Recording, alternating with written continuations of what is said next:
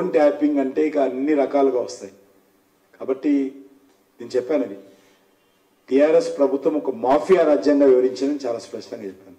కాబట్టి అన్ని రకాలుగా ఉంటాయి. వీటన్నిటిపైన కూడా అందుకే న్యాయ విచారణ జరిపించాలని డిమాండ్ చేస్తా ఉన్నాం. ఇది ఒక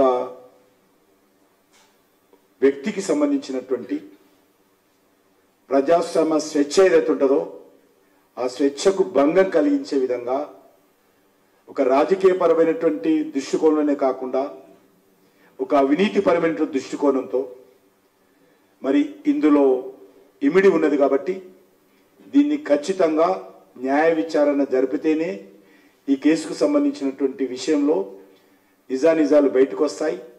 అప్పుడు ఇక్కడ ఉన్నటువంటి ముఖ్యమంత్రి జోక్యం ఎంత, అప్పుడు ఉన్నటువంటి డీజీపీ జోక్యం ఎంత, ఉన్నతాధికారుల జోక్యం ఎంత, మరి ఈరోజు రిటైర్డ్ అయినటువంటి వాళ్ళందరినీ కూడా మళ్ళీ ఉద్యోగాలు ఇచ్చి వాళ్ళ ద్వారా ఈ రకంగా ఇల్లీగల్గా చేయించి ఎవరెవరి మీద ఏ రకమైనటువంటి కక్ష సాధింపు చర్యలు చేశారు, అధికారులు ఏ రకమైనటువంటి అవినీతికి పాల్పడ్డారు, మొత్తం దీనిపైన సమగ్రమైనటువంటి దర్యాప్తు జరపాలి అనేటువంటిది భారతీయ జనతా పార్టీ డిమాండ్.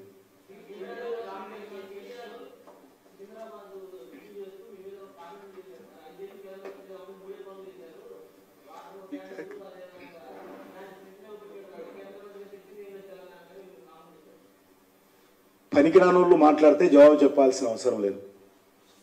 సికింద్రాబాద్లో నేనేమేం చేశానో కేటీఆర్కు దమ్ము ధైర్యం ఉంటే చర్చకు రావాలని డిమాండ్ చేస్తా ఉన్నాను. ఎందుకంటే కేసీఆర్ కుటుంబానికి అబద్ధాలే వస్తాయి తప్ప నిజాలు రావు. మేము కేసీఆర్నే ఓడించాము ఒక దగ్గర, కామారెడ్డిలో, అది గుర్తుపెట్టుకోలేదు.